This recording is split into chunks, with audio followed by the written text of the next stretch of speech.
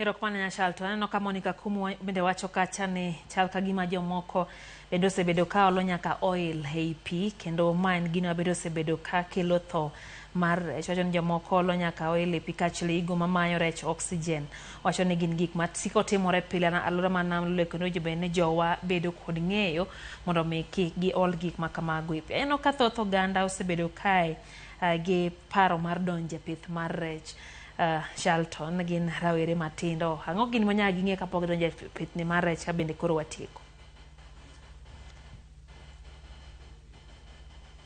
Mokwongo kapok gidonjo e pith mag rech, nyaka ong'e ni nitiere gigo ma nyako tim to mago gin ting'ne kata ting'gi giwegi kaka jogo manigi gombo mar pidho rech.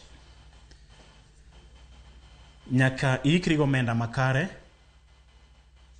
nyaka iikri mar bedo gi fingerlings kata nyithi rech mabeyo magin mag quality.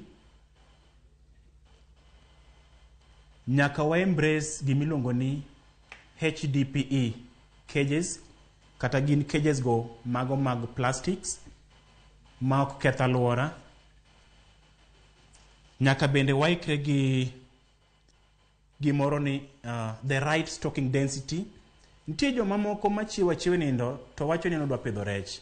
Ng'ato kawo cage moro mathin otiele rech turi nikech en gi gombo mar mondo mi obed gi yuto mang'eny e kinde mabiro.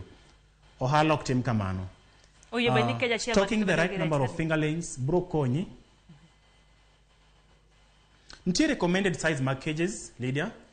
Size mag cages duto biro gi recommended kata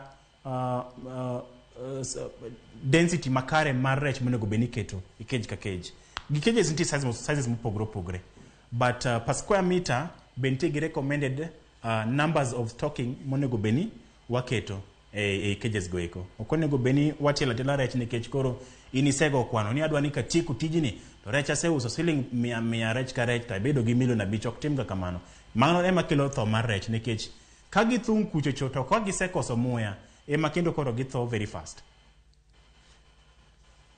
Erokamano nya Shalton. Ng'ato bende wacho ka